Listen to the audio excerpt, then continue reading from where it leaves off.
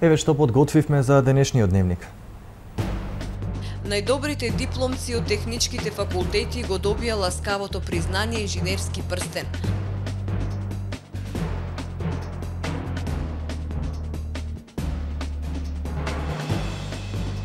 Алфа банка донираше контејнер за облека на Црвениот крст Охрид.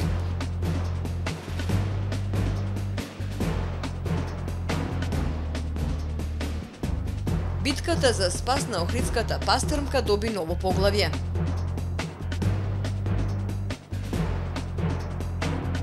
Стружани полесно до институциите во општината преку водичот за граѓаните.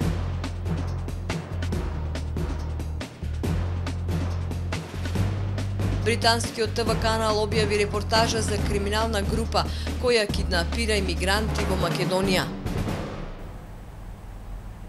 Се враќаме веднаш по временската прогноза. Останете со ТВМ. Данкат ви донесува метео на ТВМ.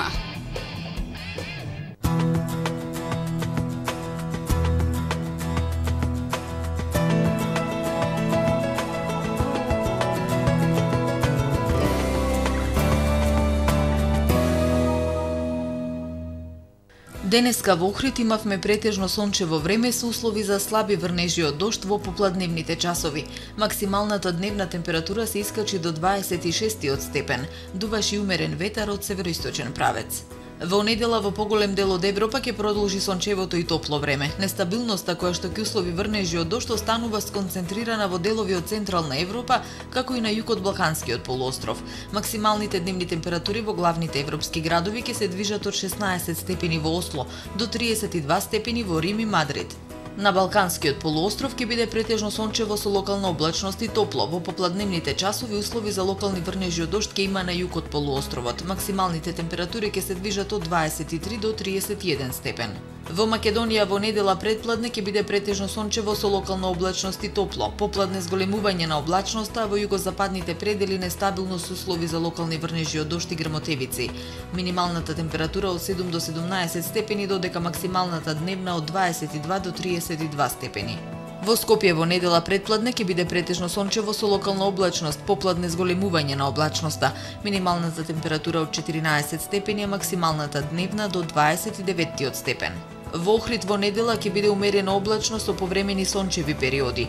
Попладне нестабилно со услови за врнежи од дожд. Ќе дува умерен североисточен ветар. Минималната температура од 11 степени, а максималната дневна до 26 степен. За наредната работна седмица метеоролозите најавуваат претежно облачно време со сончеви периоди, но и услови за врнежи од дожд посебно во попладневни часови кои ќе бидат проследени со грмотевици. Максималната дневна температура на воздухот од 25 до 27 степени Целзиусови.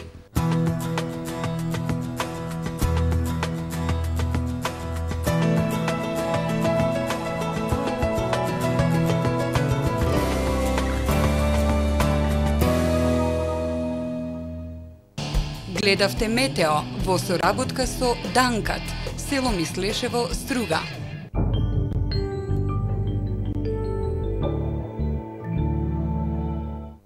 Ново инвитро оплодување во Охрид. ПЗУ Захариевски во соработка со врвни експерти од Европа. Сите испитувања бесплатно инвитро на едно место. Остварете ги вашите посакувања. Ве очекуваме. Родители, побрзајте! Уписите во основното училиште на коледжот Јахја Кемал во Скопје и во Струга се во тек. Докажаниот квалитет на коледжот Јахја Кемал е гаранција за иднината на вашето дете.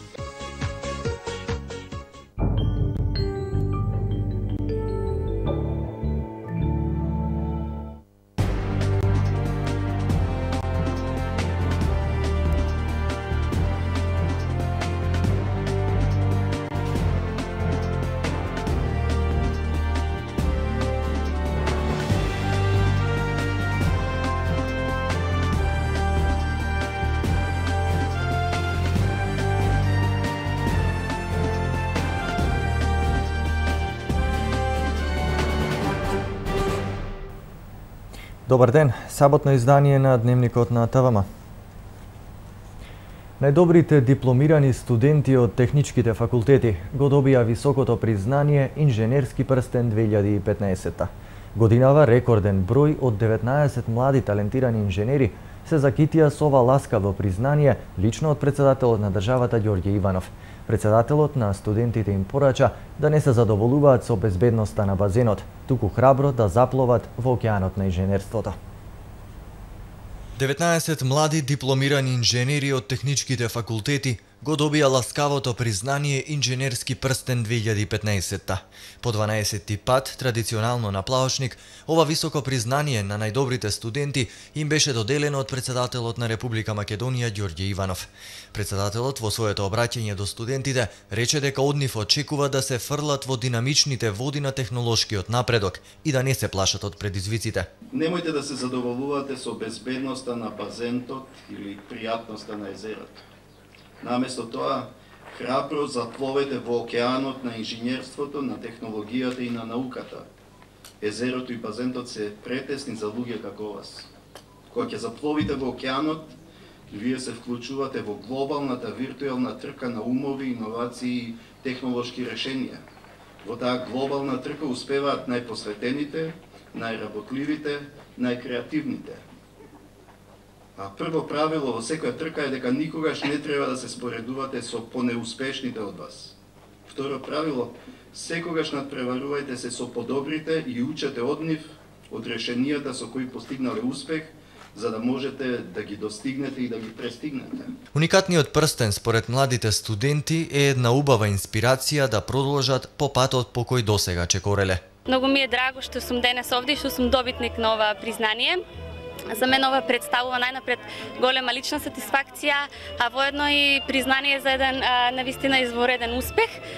Оваа награда ќе ми биде поттик и мотивација за воиднина да вложам во моето стручно знаење и во надоградувањето нели во стручната област. Воиднина се гледам како студент кој би достигнала највисокиот врв од своето образование и нека биде мотивација за идните студенти оваа награда. Ова признание представува круна на моето знаење и ќе ми представува поттик и понатаму да инвестирам и вложувам во своето образование и знаење. Себе си во иднина се гледам како познат дизајнер на мебел интериер. Себе си пред се гледам во Македонија, а за натаму ќе видиме за работа, се надевам ова ќе представува една можност за добра работно место во Македонија. Инаку манифестацијата Инженерски прстен е во организација на Инженерската институција на Македонија, а под покровителство на председателот на Републиката Ѓорѓе Иванов. Црвениот крст на општина Охрид од Алфа банка експозитура Охрид доби контејнер за складирање облека. Една ваква соработка представува импулс да се подигне на повисоко ниво јавната свест за општествена одговорност на компаниите во градот и по овој пример да тргнат и останатите компании и сите на свој начин да помагаат. Алфа банка Охрид на општинската организација на Црвениот крст им донираше контејнер. Неговата намена е да се користи како место каде сите хумани граѓани ќе имаат можност да донираат облека. Ваков контејнер за прв пат се поставува во општина Охрид, вели секретарот на Црвениот крст Мимоза Ставрева.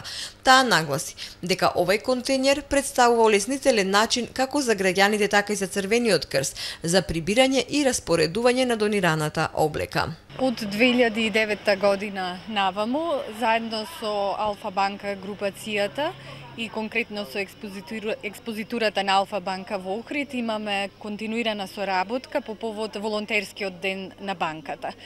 Во изминатите години сме реализирале повеќе собирни акции, претежно насочени кон социјално ранливото население во градот.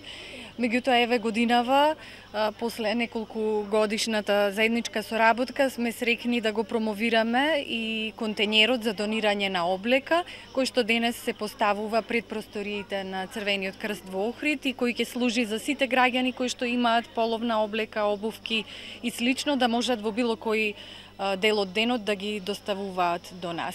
Контејнерот за донирање облека за брзо време се исполни. Многу граѓани ја покажаа својата хуманост и сметаат дека облеката ќе отиде во вистински раце. Имавме доста облека дома, така да сакавме да се одолжиме на граѓаните на кои што им е потребна, значи облека. Практикувате ли често да давате облека на Црвениот крст? Да, практикуваме зашто. Да, и по луѓе даваме, али подобро е вака што е овој контејнер поставен, подостапен е за нас граѓаните да ги донираме работите. Вакви контејнери досега има 6 во Скопје, информираат од Црвениот крст Охрид. Оваа година Алфа Банка донирала уште 7 контејнери кои се поставени низ Македонија. Целта на Алфа Банка и Црвениот крст е да се подигне јавната свест за општествената одговорност на компаниите во градот и овој пример да биде следен од останатите компании, сите на свој начин да помагаат. Битката за спас на Охридската пастрмка што туку доби ново поглавје. Инженерот агроном и независен екологист Лазо Наумовски својот научен труд за предизвиците во заштитата на ендемичната Охридска пастрмка го спакува во едно стручно книжевно издание. Во 5 поглавја Наумовски дава детален и стручен осврт на ситуацијата со рибниот фонд на пастрмката пред и по воведувањето на високите пловечки мрежи, но и предпоставува отворање на еден нов правец во развојот на економските потенцијали на салмонидните риби во езерото. Ново поглавје во вечната битка за зачувување на ендемичната Охридска пастрмка. Дипломираниот инженер агроном и независен екологист Лазо Наумовски во едно научно книжевно издание под насловот Битка за спас на Охридската ендемична пастрмка од нејзино истребување дава еден сеопфатен увид врз предизвиците во заштитата на пастрмката. Според него, оваа надалеку препознатлива охридска риба се наоѓа во една кризна ситуација, па дури и дека се наоѓа на прагот на истребување. Причините за тоа Наумовски ги гледа во начинот на нејзиниот излов. Мислам и понатака мало е во криза, затоа што се работи со високите пловечки мрежи кои се оведе 86-87 година, се наруши симбиозата меѓу пастрмката и плашицата и после со нивното користење се повлече Охридската пастрмка во длабината во профундалот на езерото и место да биде предатор да користи во исхраната Охридската плашица си посегна да се јаде својот поминок и што се представува преседан или појава на канибализам, а тоа е природен процес.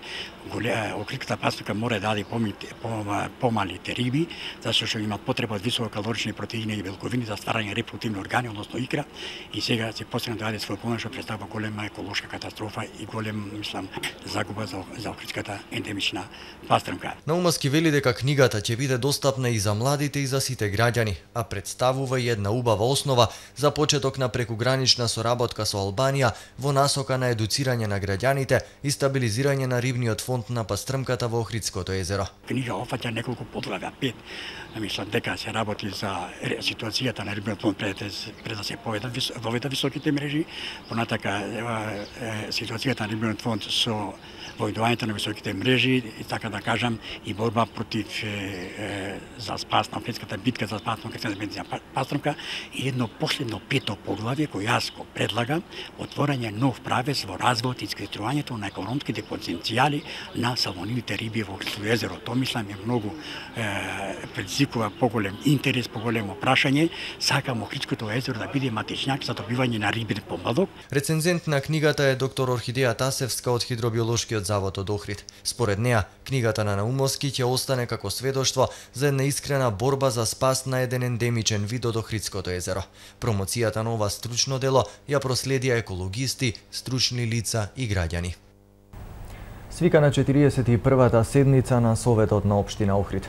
Градските советници во четврток ќе дискутираат по 49 точки кои се поместени во дневниот ред за оваа седница. Во четврток нова седница за градските советници. Оние точки кои на прв поглед се чини се најинтересни се однесуваат на предлог одлуките за реализација на проектот за реконструкција на локалниот патен правец Косел-Вапила-Ливојшта Охрид.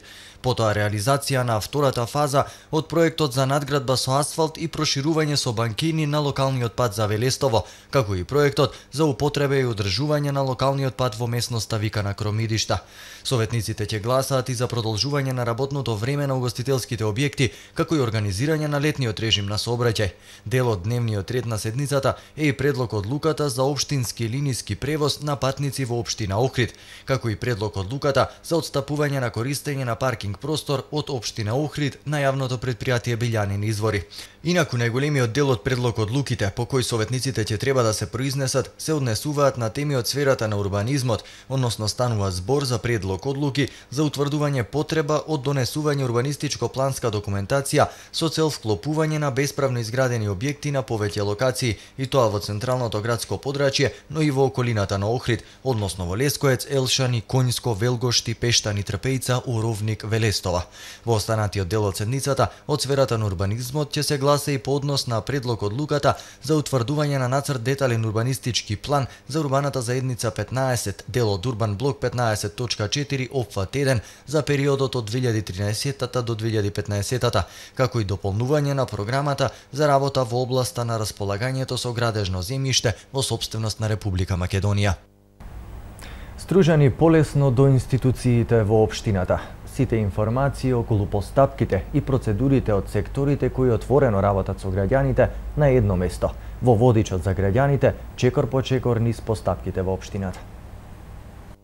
Чекор по чекор низ постапките во општината. Младите активисти од Центарот на заедницата при општина Струга подготвуваат водич за граѓаните. Станува збор за активност со која на граѓаните на дланка ќе им бидат сервирани сите информации околу процедурите и постапките кои се потребни да ги знаат за што подобро да се снајдат низ институциите на општината. Секој граѓанин ќе може да најде информации како да се обрати до општината во тие сектори, значи, кои што имаат работа директно со граѓаните, кои се документите кои треба да ги достават за например во секторот за финанси, туризам, урбанизам, значи ги имаме отфатено сите сектори за кои можат граѓаните да се обратат до општината. Како што нагласи Положани, целта на оваа активност е на граѓаните, но и на институциите да им се олесни постапката во комуникацијата, за да се избегне онаа пракса еден по еден да се точкаат по канцелариите. Со водичот граѓанинот точно ќе знае на која врата треба да тропне, додава Положани. Кои се документите, кои се роковите за носење на некоја одлука, која е постапката за жалба, кој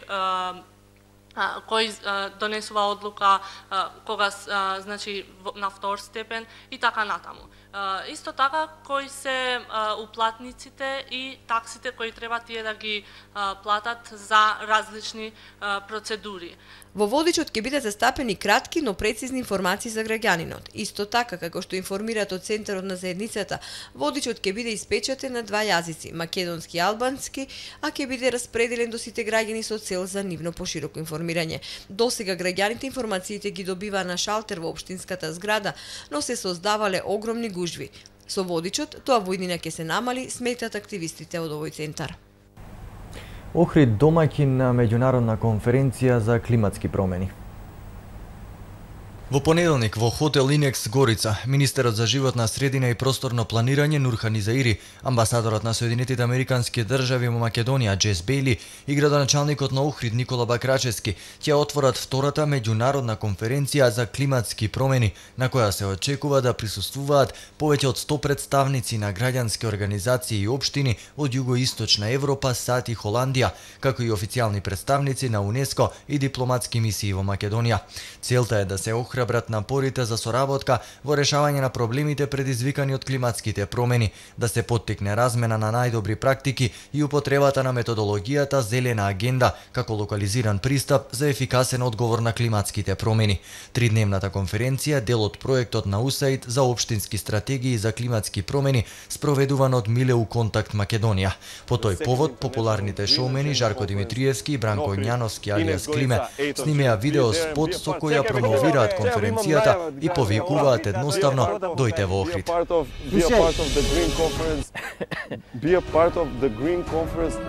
Кажи му Охрид да дојде. Седи. Охрид да дојде, так треба тоа. Green Agenda Conference ето в Джуни Охрид. Тоа е Охрид така, тоа да дојте Охрид, так треба смештай. Треба смештай, јас ки видам со брачет ми имаме овде раче, има црева. Супер беше бе, што сајбо ништи. Охрид, тоа треба да кажеш, што интересираат луѓе, што е...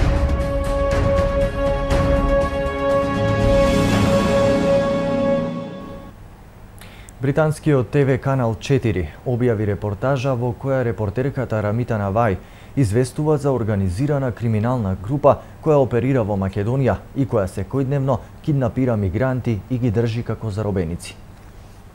Албанска мафија во Македонија грабнува имигранти кои секојдневно минуваат низ државата на пат кон Западна Европа, ги држат во една куќа во албанското село Ваксинце и бараат за нив откуп, објави британски Канал 5.